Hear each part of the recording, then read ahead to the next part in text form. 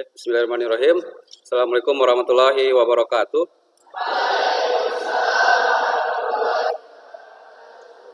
Alhamdulillah, nabaduhu wa nasta'inuhu wa nastaghfiruh wa na'udzu billahi min sururi anfusina min sayyiati a'malina may yahdihillahu fala mudhillalah wa may yudhlil fala hadiyalah.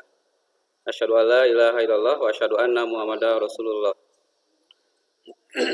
Hamdan wa syukran lillah, kita semua ya bisa berkumpul kembali dalam agenda daurah hari keempat mungkin ya, hari keempat. Insya Allah pada pagi ini kita akan mengadakan kajian ulang terkait tafsir ya, terkait tafsir. Salawat salam bila kita curah limpahkan kepada junjungan alam Nabi Bana wa Nabiyana Muhammad Sallallahu Alaihi Wasallam. Tak lupa kepada keluarganya, sahabatnya, dan kepada kita selaku umatnya di akhir zaman. Insya Allah untuk mengawali agenda daurah hari ini, pagi ini, kita membaca basmalah bersama-sama. Bismillahirrahmanirrahim. Untuk selanjutnya, langsung saja mungkin ya kita masuk ke dalam agenda materi hari ini, agenda daurah tentang tafsir ya. Insya Allah nanti akan disampaikan oleh kepala pesantren kita, Ustaz Kiai Haji Dahlan. Untuk selanjutnya waktu dan tempat kami persilahkan.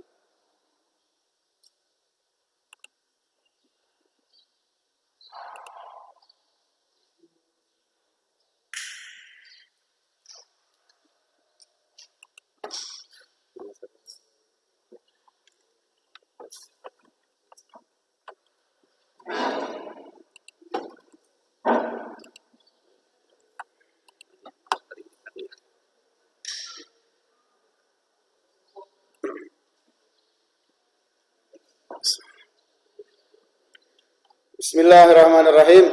Assalamualaikum warahmatullahi wabarakatuh.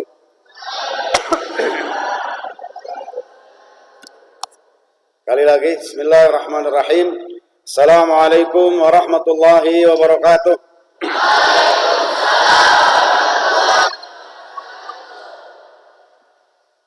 Alhamdulillah nahmaduhu wa nasta'inuhu wa nastaghfiruh wa natubu ilaihi wa nastahdihi wa na'udzu bihi min syururi anfusina wa min sayyiati a'malina may yahdihillahu fahuwal muhtad wa may yudlilhu falan tajida lahu waliyyan mursyida.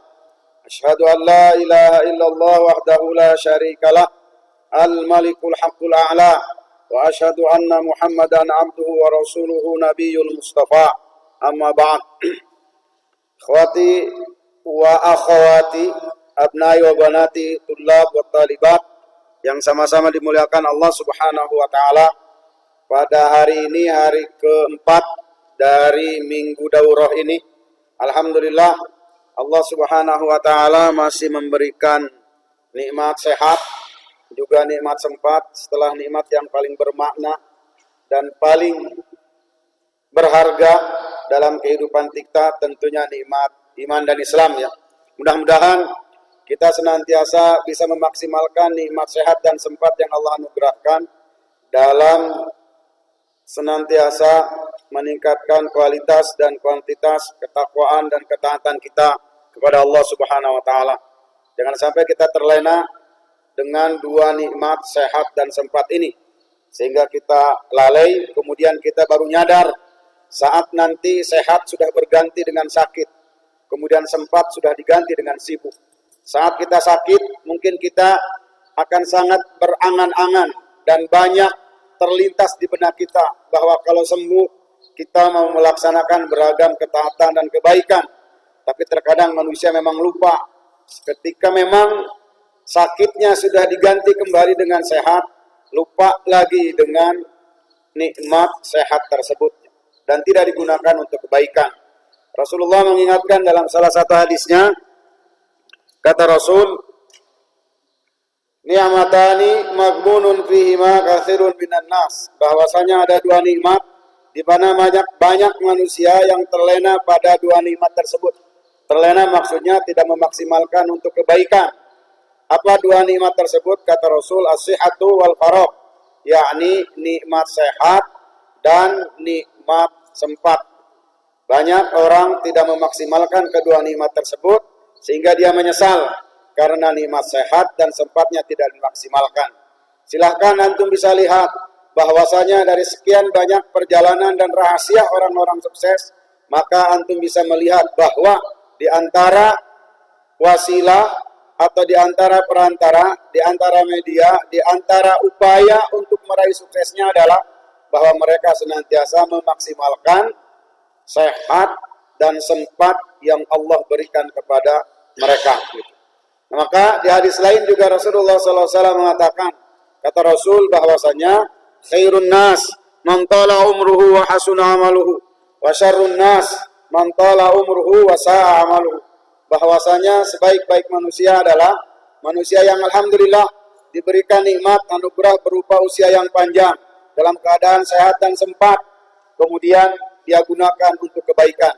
Wa hasuna amaluhu, dan amalnya senantiasa dimaksimalkan sehingga setiap langkah dan bentang kehidupannya bernilai ibadah di sisi Allah Subhanahu wa taala.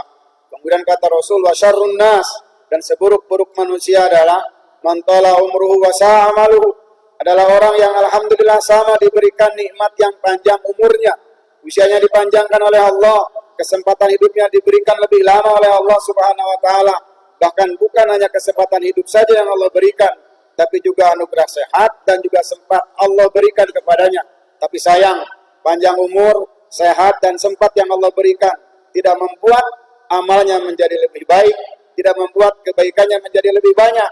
Justru dengan sehat dan sempat yang Allah berikan, ternyata sa'a amaluhu, amalnya tambah buruk, amal kebaikannya tambah menipis, bahkan terdegradasi dengan kebiasaan-kebiasaan yang negatif, dengan kebiasaan yang buruk. Sehingga salah seorang sahabat pernah berkata, Ibnu Mas'ud kalau tidak salah, kata beliau, ma nadimtu ala syai'in nadmi ala yaumin taghrubu fi syamsuhu wa naqasa fihi ajali wa lam yazdad fihi amali. Kata beliau, aku tidak pernah menyesal seperti halnya aku menyesal, maaf.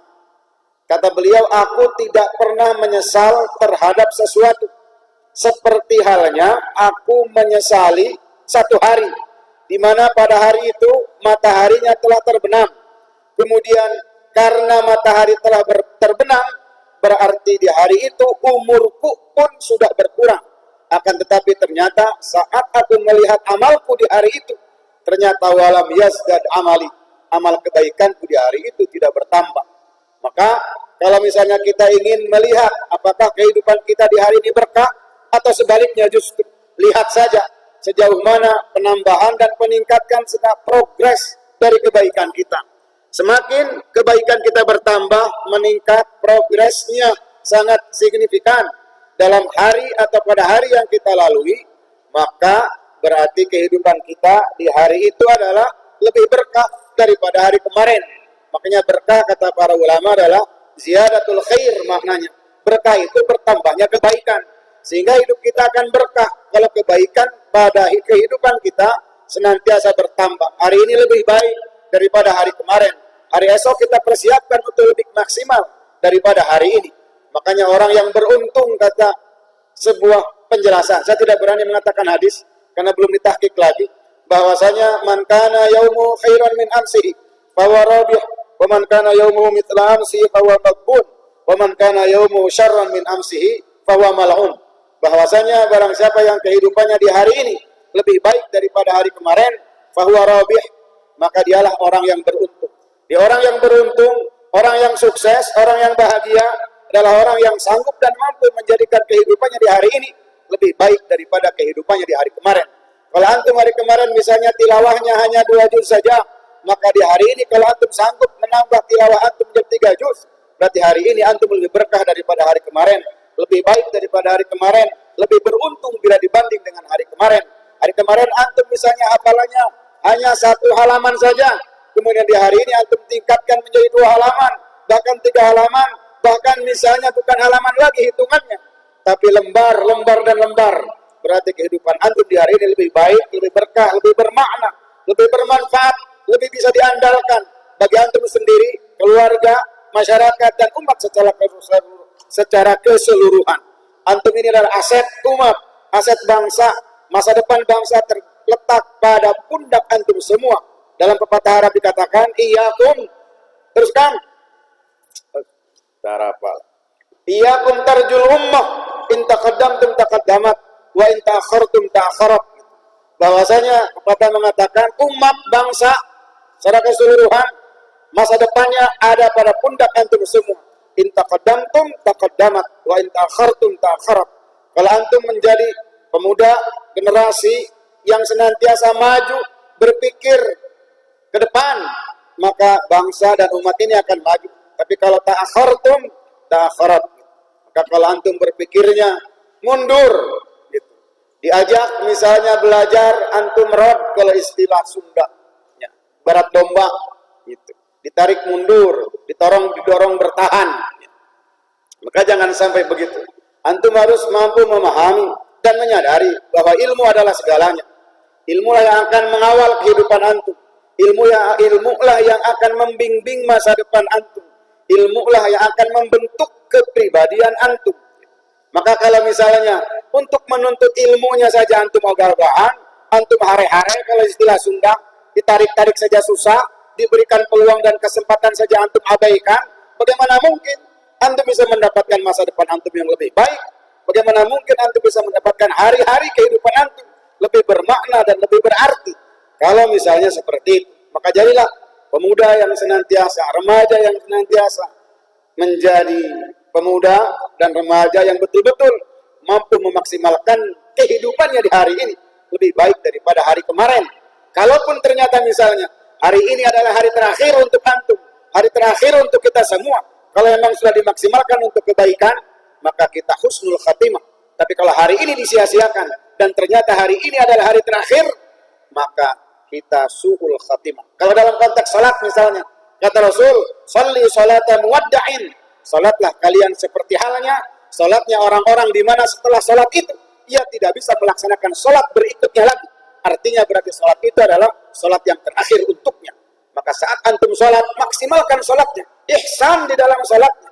Sehingga kalaupun salat itu adalah salat yang terakhir bagi kita, bagi antum semua, kita sudah husnul khatimah. Maka jadikanlah hari ini, karena waktu yang kita miliki adalah hari ini. Sebab hari esok belum tentu masih akan menjadi milik kita.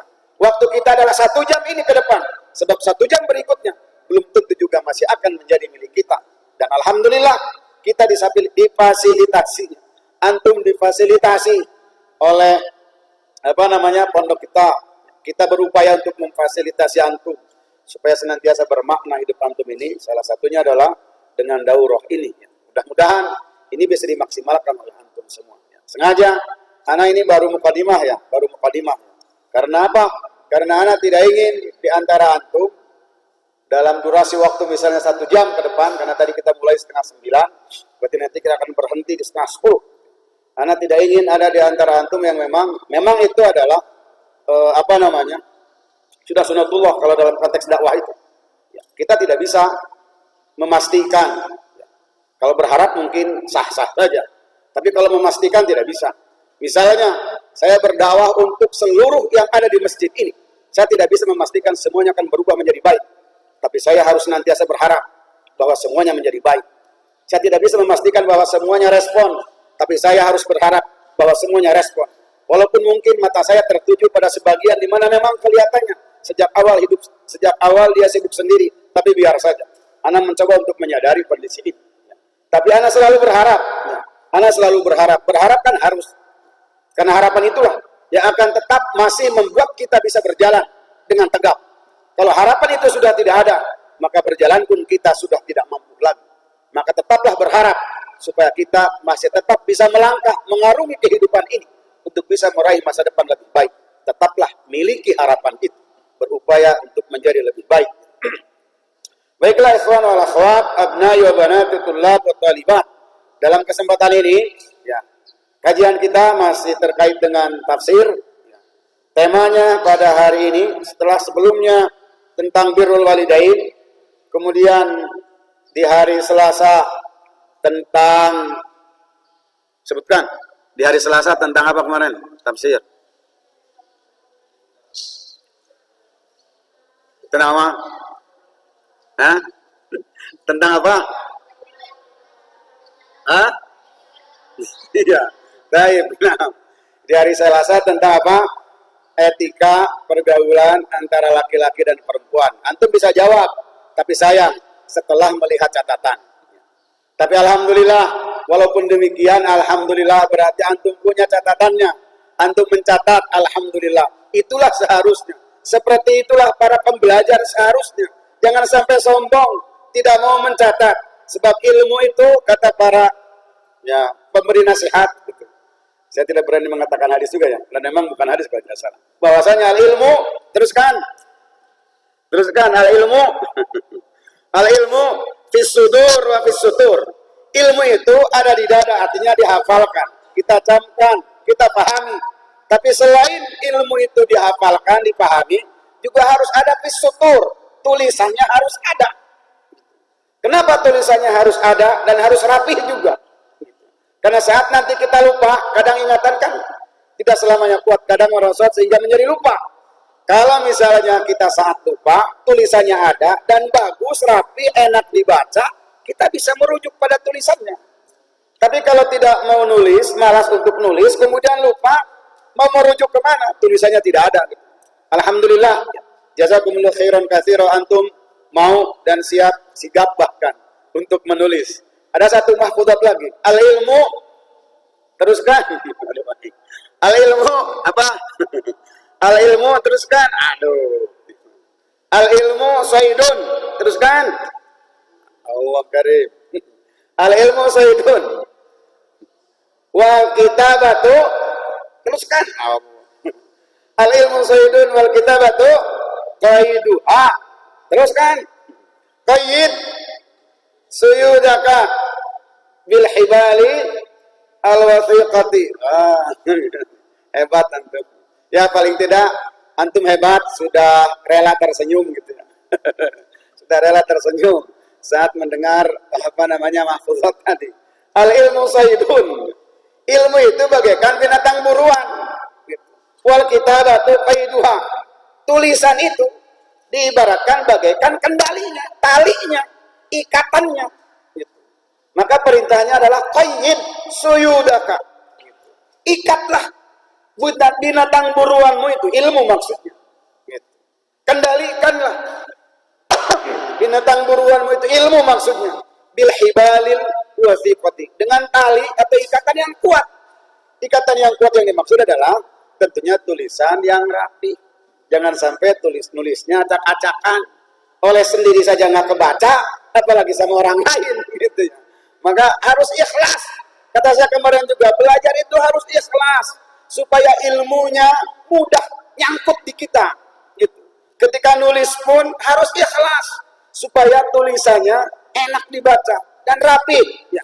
Kalau bagus mah relatif, tapi rapi setiap orang bisa mengupayakan. Kalau bagus mah relatif, tergantung orang menilai ya. Tapi rapi itu bisa setiap orang mengupayakan rapi tulisannya supaya bisa dibaca gitu. Harus ikhlas memang nah, gitu. Supaya memang jadi pahala, nanti jadi saksi di hari kiamat. Pulpen antum yang antum gunakan untuk menulis dalam pembelajaran, buku antum yang habis antum coret-coret dengan tulisan yang rapi, isinya ilmu, nanti akan jadi saksi di hari kiamat, akan membela antum, yakin itu. Baik ya.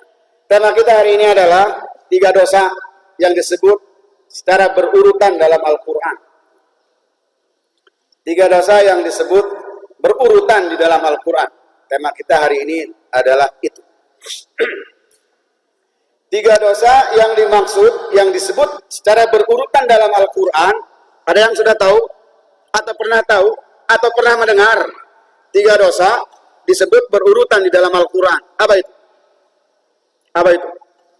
Ikhwan, apa itu? Akhwat, cepetan atuh. 3 dosa disebut berurutan dalam Al-Quran. 3 dosa yang saya maksud tidak lain adalah apa? 1, su'udzon. Kedua, apa? Tajassus. Ketiga, apa? Ghibah. Ini 3 dosa yang disebut berurutan dalam Al-Quran. 1 ayat tidak dipisahkan. Yang saya maksud adalah su'udzon, tajasus, kemudian ghibah. Ada dalam surat apa ini? Ada dalam surat Al-Hujurat. Ayat berapa? Ayat berapa? 14? 12? Ayat 12. Surat Al-Hujurat ayat 12. Bacain ayatnya, akhlak. Salah seorang bacain ayatnya. Al-Hujurat ayat 12. Akhlak nyerah. Akhlak nyerah. Ikhwan, bacain Al-Hujurat ayat 12. Ya. Ada sahibu kalan suah. Anta. Daka hafidda. Anta. Qul. Man. Ayat 12 Al-Hujurat. Ada yang hafal? Atau masih belum ingat? Belum ingat ya? La ba'sa khair insyaallah. Kalau belum ingat, paling tidak bersyukurlah. Berarti antum pernah ingat. Tapi sekarang lupa gitu. Lagi lupa. Ya, kalau lupa alhamdulillah. Berarti pernah belajar, pernah hafal bahkan. Cuman mohon maaf, hari ini sedang lupa gitu. Daripada tidak tahu, kalau tidak tahu berarti belum pernah menghafal. Maka kalau antum pernah hafal, antum pernah mengingat, jangan bilang tidak tahu, tapi mohon maaf lupa. Jadi kalau lupa, ada rasa syukur dalam diri kita bahwa kita pernah menghafal. Tinggal dipanggil lagi saja. Dengan apa? Dengan murajaah. Makanya al-hifdzu sa'bun wa tikraruhu as'ab. Itu prinsipnya. Menghafal itu memang susah, tapi mengulangnya lebih susah lagi. Karena lebih susah berarti memang harus mujahadahnya luar biasa untuk mengulangi. Baik. Allah Subhanahu wa taala berfirman, "A'udzu billahi minasyaitonir rajim."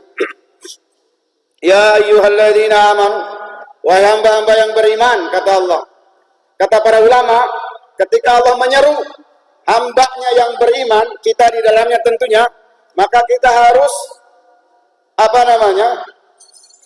kalau istilah Sunda apa ya?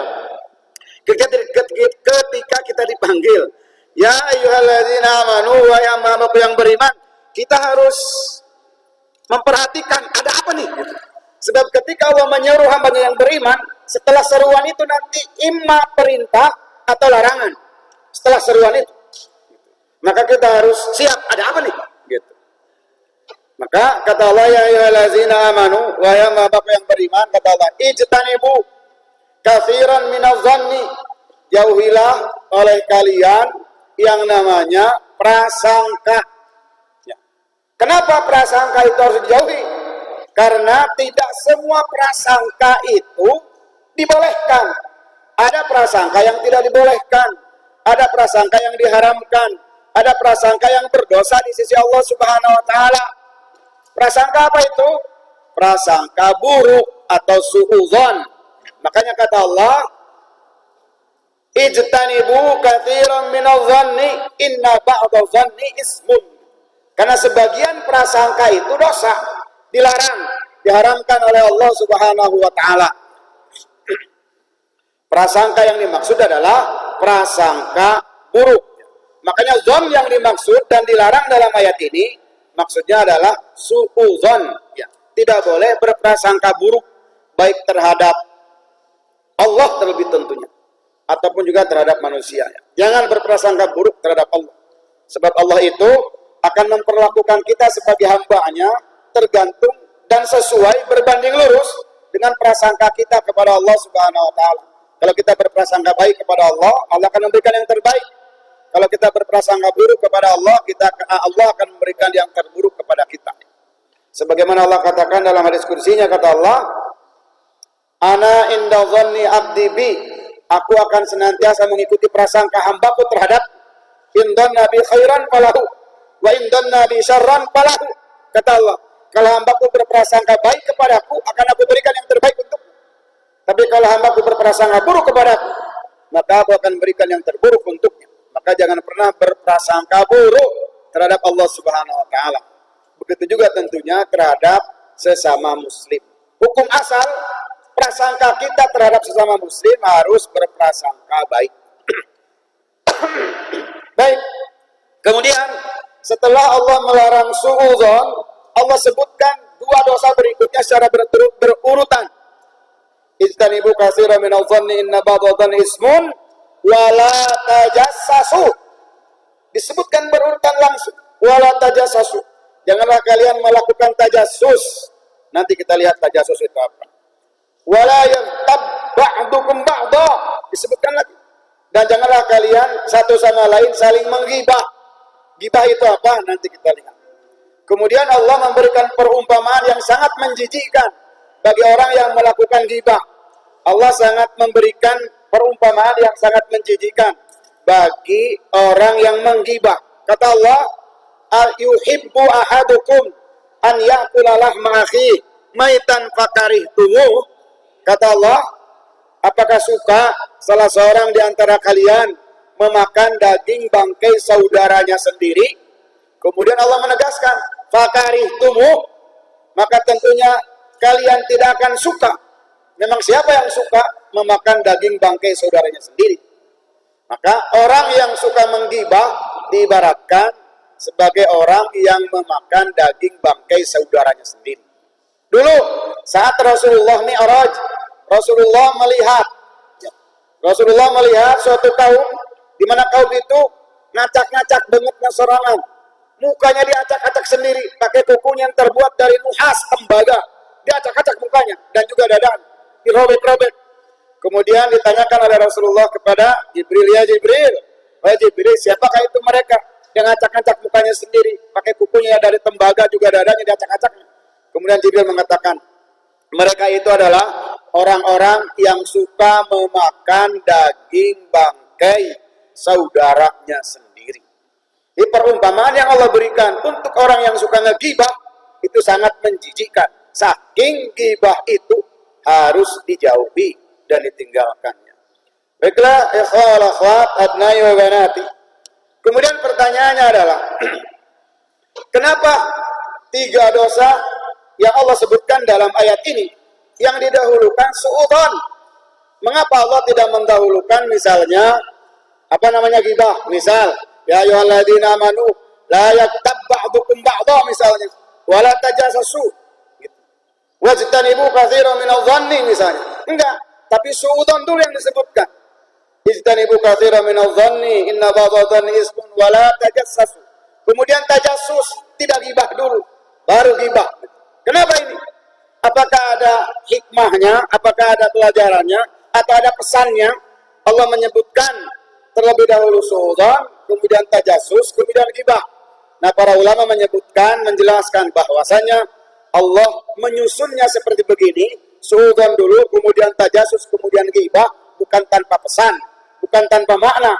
Akan tetapi kata para ulama, pahamilah, sadarilah bahwasanya suudzon ini merupakan gerbang pertama.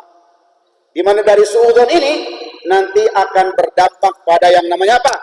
Tajassus. Jadi ketika orang sudah suudzon, berprasangka buruk terhadap sesamanya, maka ia tidak cukup sampai suudzon saja, tapi dia akan melakukan tajassus untuk menguatkan suudzonnya itu.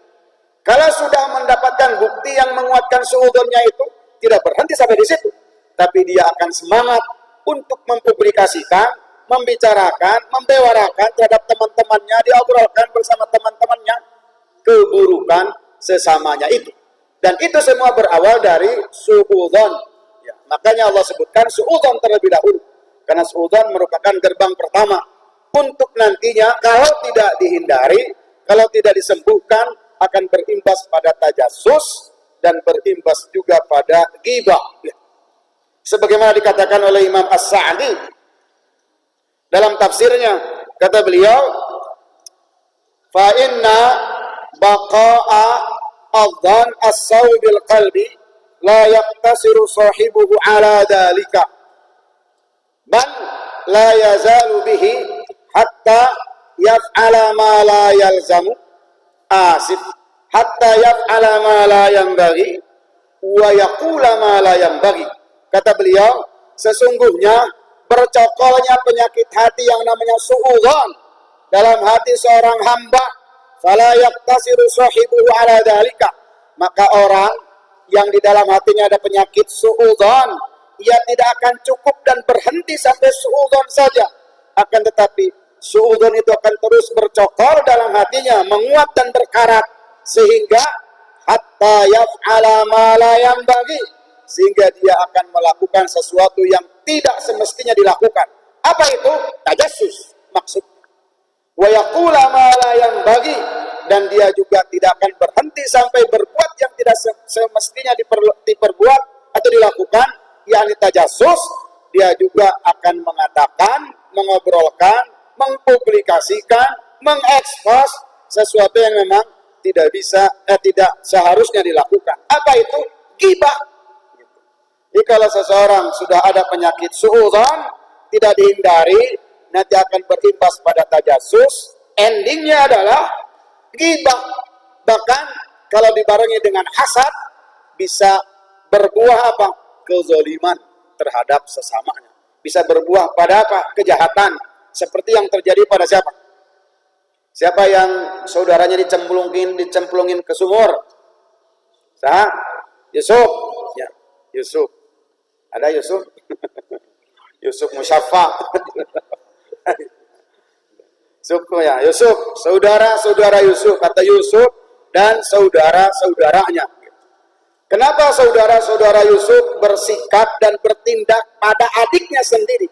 Ini bukan ukhuwah Islamiyah, tapi ukhuwah nasabiyah. Ini persaudaraan yang ada tali darahnya, ada perhubungan darahnya, hubungan nasabnya, ada pertalian darahnya, sampai rela saudaranya sendiri, adiknya sendiri dicemplungin, dianiaya, dicemplungin ke sumur. Gitu. Dampak dari apa ini? Awalnya adalah suudzon saudara-saudara Yusuf itu terhadap ayahnya. Mereka mengira, mensuudzoni ayahnya, bahwa ayahnya lebih mencintai Yusuf daripada mereka. Berawal dari suudzon. Apakah berhenti sampai suudzon itu? Enggak. Mereka setiap harinya mencoba untuk ngintip, mencari-cari untuk membuktikan bahwa memang betul versi mereka, ayahnya lebih mencintai Yusuf. Tiap hari ngintip, itulah tajassus. Ngintip, dicari-cari. Ternyata versi mereka, benar, tuh lihat, seperti begini sikapnya, ke kita mah tidak begitu, gitu. Diobrolkan. Setelah mendapatkan, berhenti sampai di situ? Tidak.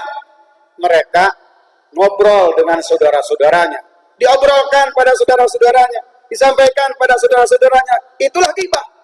Jadi mereka menggibah ayahnya. Gitu. Menggibah ayahnya. Berhenti sampai di situ? Tidak.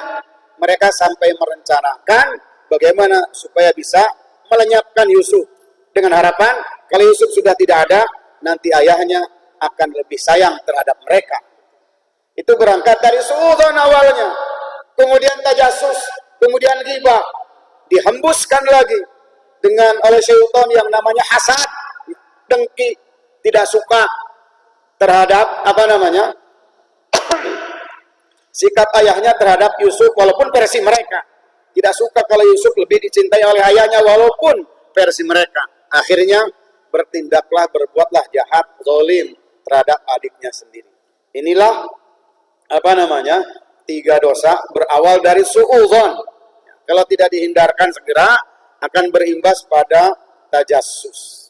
Kalau juga tidak dihindarkan segera, nanti akan berimbas pada yang namanya ghibah. Ikhwal akhwat, suudzon, berburuk sangka terhadap sesama, kata para ulama, maknanya adalah berburuk sangka tanpa ada bukti yang menguatkan suudzonnya itu. Berarti suudzon tidak semuanya dilarang. Ada suudzon yang dibolehkan. Suudzon yang dibolehkan itu suudzon yang berdasar. Ada dalil, ada bukti, ada indikasi yang menguatkan suudzonnya itu. Kemudian juga boleh enggak suudzon kepada orang kafir? Boleh itu. Memang orang kafir mah layak untuk disuudzoni. Kata mereka, ahlun lizalik, orang kafir layak untuk disuudzoni. Jangan dibalik. Gitu. Hari ke orang kafir husnuzon, hari ke sesama muslim suudzon. Ke sesama muslim hukum asalnya husnuzon. Ke orang kafir mah suudzon. Boleh. Dan memang mereka mah ahlun lizalik, kata para ulama. Memang layak untuk disuudzon. Kemudian juga boleh suudzon kepada orang yang sudah terkenal, sudah termasyhur, nyaris semua orang tahu bahwa dia memang orang jahat, tukang mencuri misalnya ya, gitu. Kemudian orang itu misalnya ada di daerah kita, kalau istilah Sunda apa? Ngulampreng ke kampung orangnya, misalnya. Udah terkenal orang itu tuh. Saya aja tahu, ngebanyak kedengar orang bicara bahwa dia memang suka mencuri. Suatu saat ada misalnya ke kompleks saya, ke RT saya bahkan, maka ketika itu saya tidak dosa kalau misalnya jangan-jangan mau mencuri nih. Gitu. Itu tidak apa-apa, karena memang orang itu sudah terkenal, termasyhur, termasuk kategori kata ulama li'annahu ahlan lizalik, li'annahu ahlun lizalik, layak juga untuk disuudzoni. Karena memang saking terkenalnya, sudah terkenal gitu. Hari tanpa dasar, tanpa indikasi, tanpa dalil, seperti itu tidak boleh. Ujuk-ujuk, suudzon misalnya. Antum tiba-tiba bertemu dengan teman antum, biasanya teman antum itu sangat welcome, baiklah, nanya paling tidak. Dan tiba-tiba ketika itu mah nyelonong aja, nggak nanya nggak apa, baru-baru ngucapin salam, apalagi salaman, nanya aja enggak, nyelonong aja gitu. Kemudian antum, sombong amat nih, udah biasanya, nggak boleh itu. Karena memang dalam hal ini yang antum tahu teman antum baik biasanya, tiba-tiba seperti itu. Nah, maka dalam hal ini, kalau suudzon seperti itu tidak boleh. Nah, makanya kata salah seorang ulama bahwa kalau misalnya kita mendapatkan sikap dari sesama kita, di mana menurut kita sikap itu tidak biasanya kita dapatkan, tidak biasanya kita terima, dan bahkan menyinggung perasaan kita atau bahkan menyakitkan perasaan kita, maka kata para ulama jangan pernah bersuudzon, tapi berusahalah keras untuk mencari tahu apa alasannya.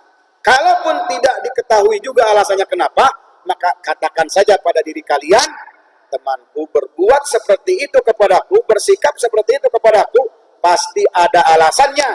Hanya saja saya belum atau tidak mengetahuinya. Untuk apa itu?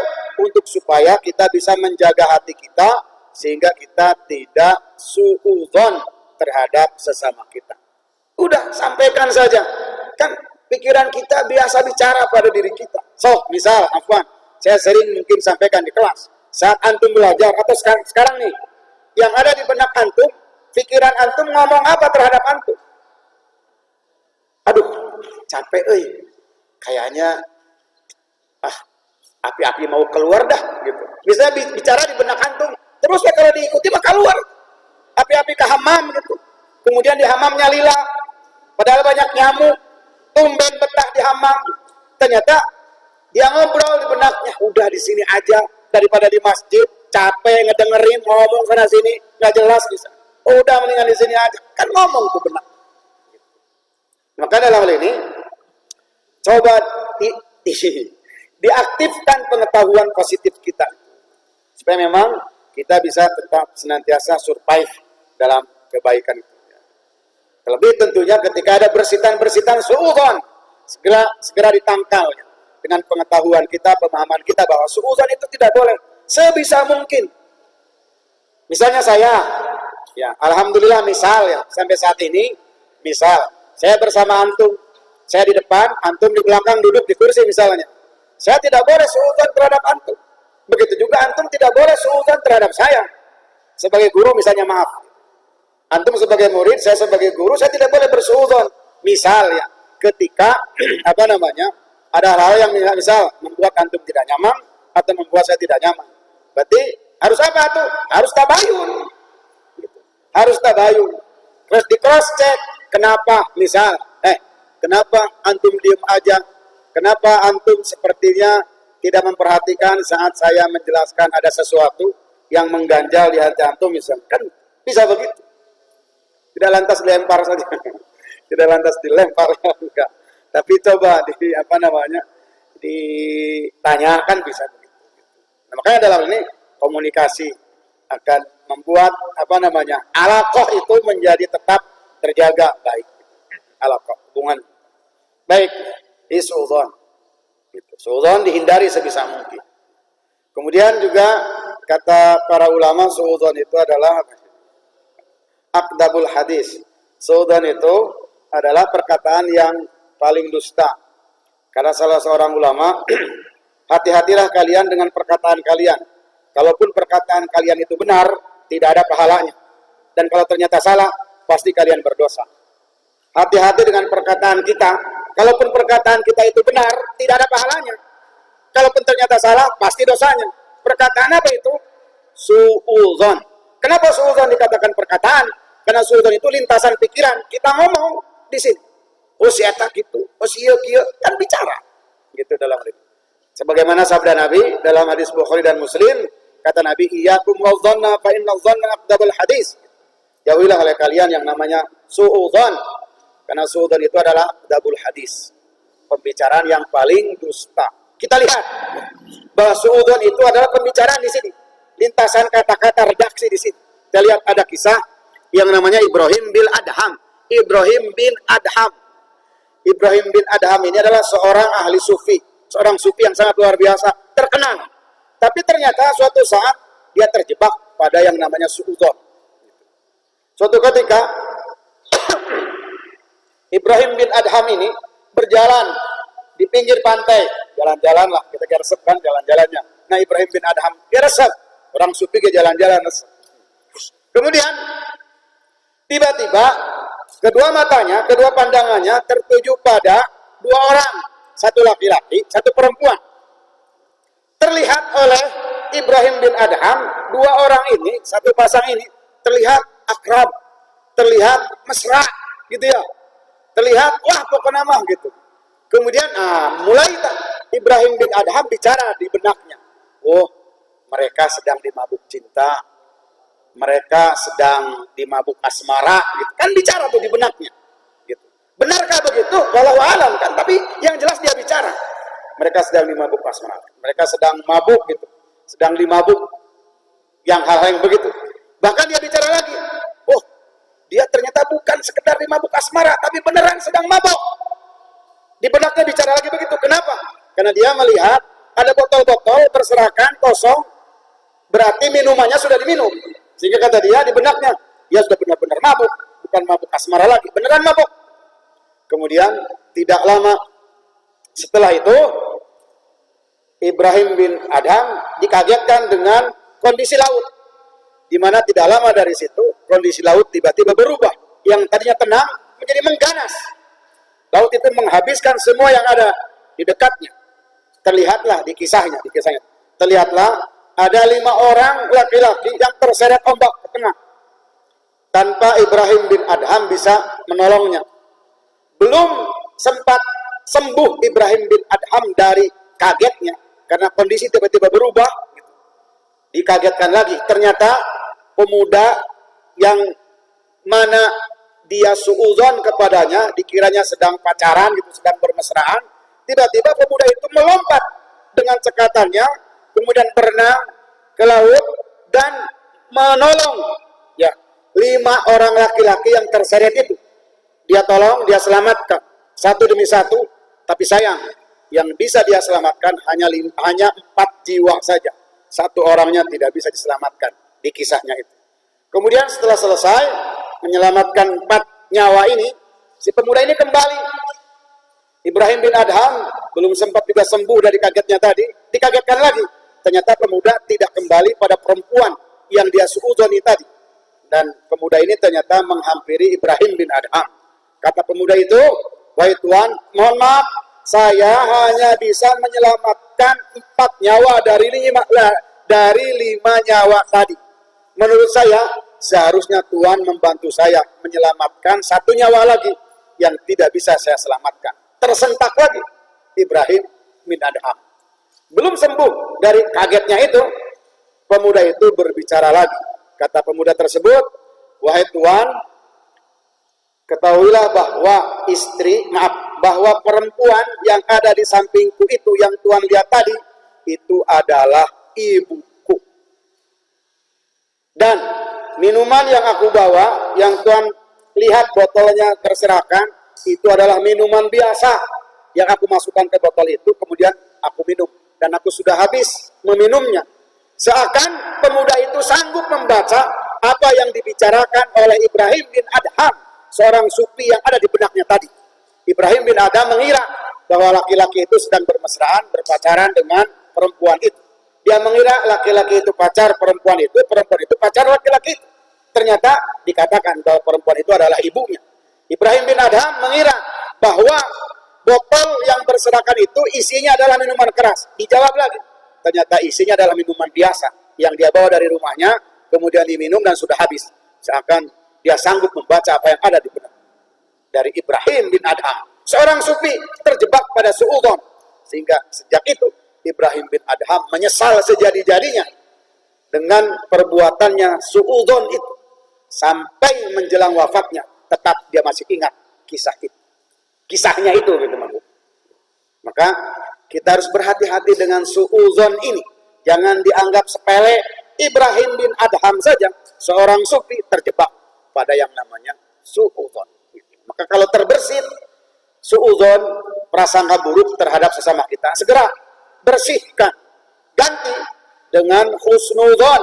Cari alasannya. Kalaupun tidak ketemu alasannya, maka kata para ulama tadi, katakan saja pada diri kita bahwa dia berbicara seperti itu, bersikap seperti itu, ada alasan tertentu. Tapi sayang, saya tidak tahu alasannya. Sudah, supaya kita tetap tidak suudzon terhadap orang tersebut. Gitu ya. Itu suudzon. Kemudian tajassus. Apa itu tajassus? Kata para ulama, tajassus adalah al-bahsu anil aurat wal ma'ayib wa kasfu ma satarahun nas. Bahwa tajassus itu adalah mencari-cari, ngintip, ngorek-ngorek, membuka gitu. Mencari tahu kekurangan, aib, keburukan sesama kita. Itulah tajassus, mencari-cari. Bukan mencari-cari. Tajassasa ya tajassasu. Orangnya disebut jasus. Tajassus, mencoba mencari-cari, ngorek-ngorek keburukan, kekurangan sesama, baik perorangan ataupun kelompok. Tidak boleh gitu dalam ini. Sibukkan saja dengan kekurangan dan keburukan kita sendiri supaya kita tenang, tidak repot, tidak capek, kita bahagia. Coba saja kalau mau membuktikan, silahkan antum cari keburukan orang lain, dijamin ujung-ujungnya antum capek. Tapi coba sibukkanlah dengan diri sendiri, sibukkanlah dengan kekurangan diri sendiri, biarlah orang lain. Tidak usah maksudnya dicari-cari keburukan. Kita akan tenang, kita akan tentram gitu. Seperti halnya kata salah seorang ulama, saya lupa namanya, kata beliau bahwasannya hendaklah seorang yang berakal itu menyelamatkan dirinya dengan cara menjauhi tajassus. Sebab orang ketika menjauhi tajassus dan sibuk dengan kekurangan dan kekeliruannya sendiri, dia akan tentram, nyaman, dan tenang. Dia akan bahagia. Seperti dalam sebuah hadis dikatakan, walaupun hadis ini dhaif, ada yang mengatakan hadis ini dhaif, tapi saya melihat pesannya saja. Bahwasanya tuba liman saghalahu aibuhu an uyubin nas. Berbahagialah orang yang disibukkan dengan aibnya sendiri, dia tanpa mencari-cari aib orang lain. Saya melihat pesannya saja, walaupun sebagian mengomentari hadis ini dhaif, tapi saya melihat pesannya. Pesannya adalah jangan sampai kita melakukan tajassus. Ingat peribahasa bahwasanya misalnya apa? Kotoran kecil di ujung laut, di seberang laut, apa itu? Ya, kelihatan gitu. Apa istilahnya? Yang peribahasanya? Itu kotoran kecil di ujung laut padahal tapi kelihatan. Ternyata gajah yang ada di matanya sendiri nggak kelihatan gitu. Itulah gambaran orang yang suka mencari-cari keburukan orang lain, sementara lupa dengan keburukannya sendiri. Itulah tajassus, tidak boleh. Justru dalam hal ini, kita itu harus menutupi aib sesama kita. Jangan sampai mencari-carinya. Walaupun memang betul kita mengetahui bahwa sesama kita itu buruk, jangan dibuka. Gitu. Jangan dibuka aibnya, harus kita tutupi.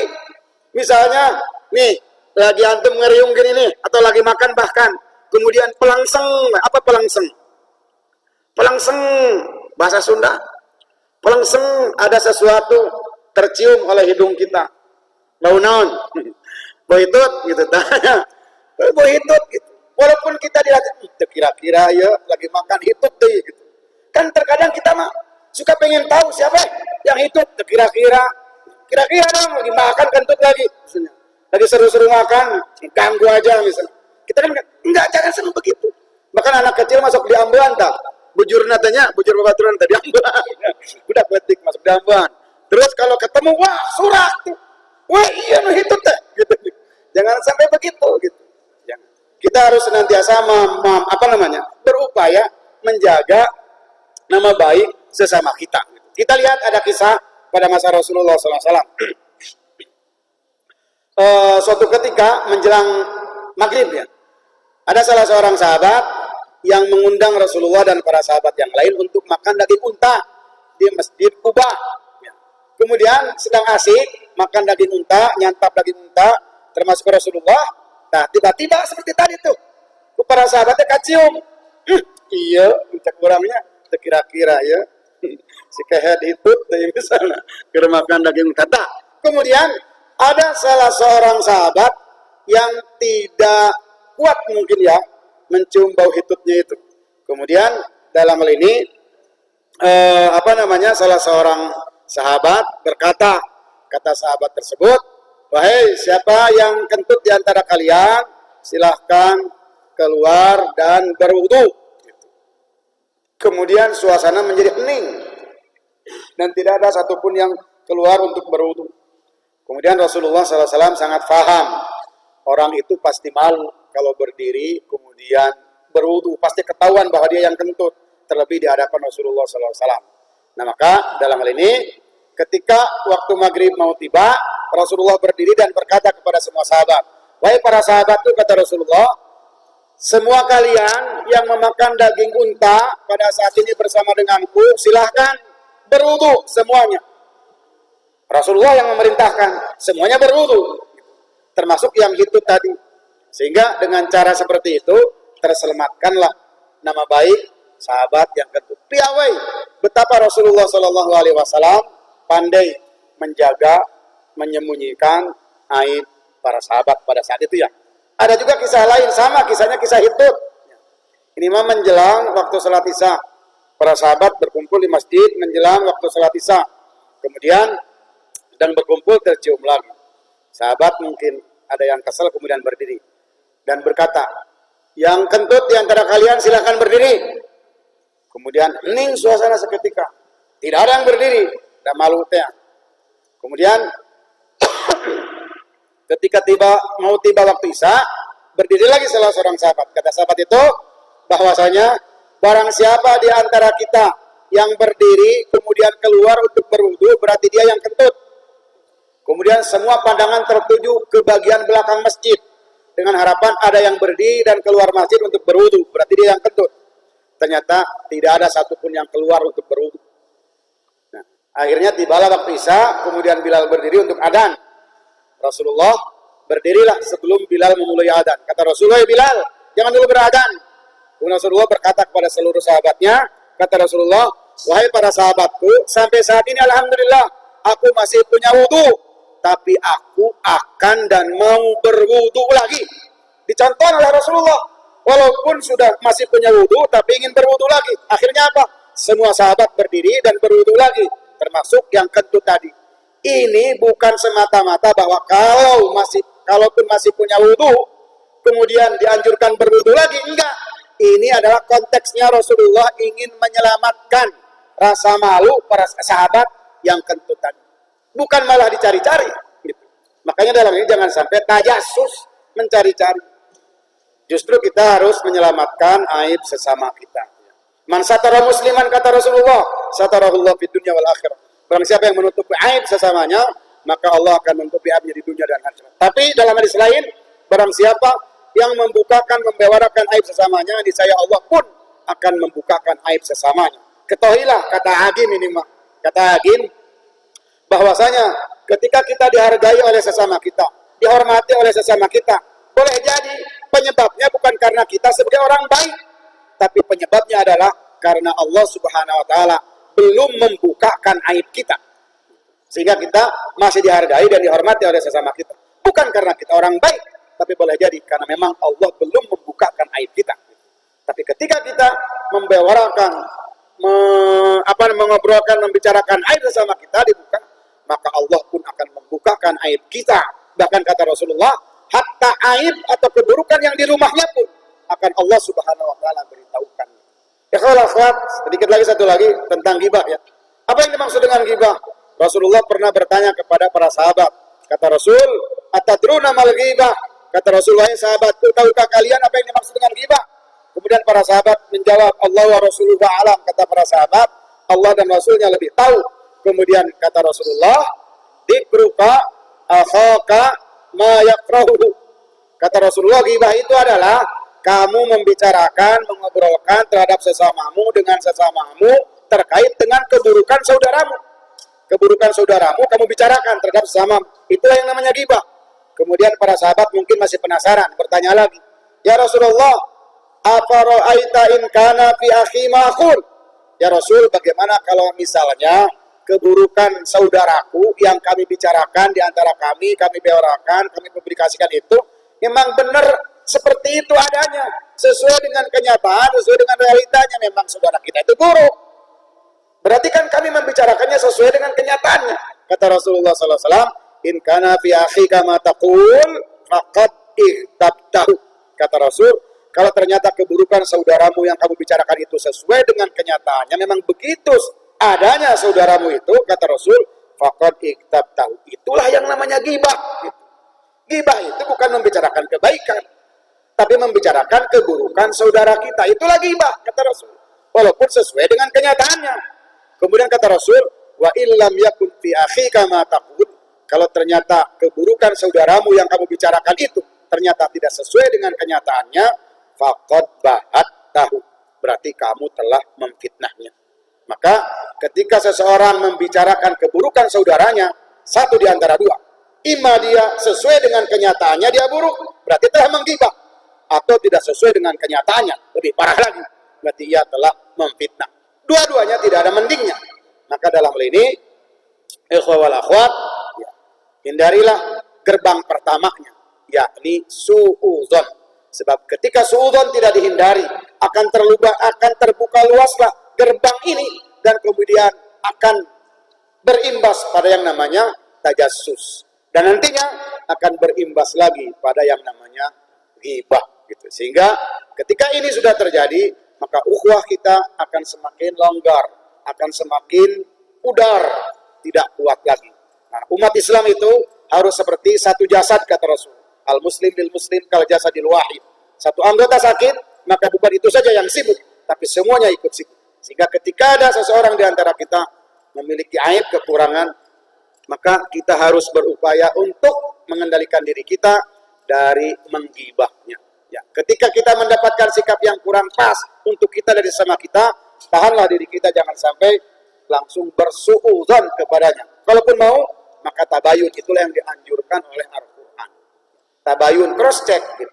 Bisi kita salah bersikap dan salah berucap, kemudian juga salah bertindak. Ini barangkali yang bisa saya sampaikan dalam kesempatan kali ini ya, daurah yang hari keempat.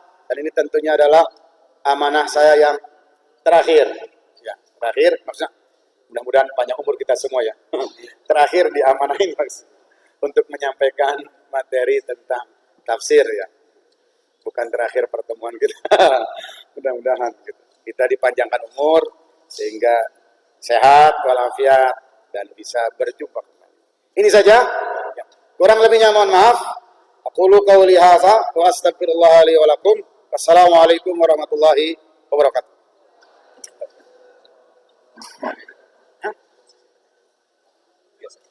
Suka ada, tapi mereka nggak mau nanya. Nggak mau nanya mereka. Kalau saya nanya, capek lah. Mereka nggak mau nanya.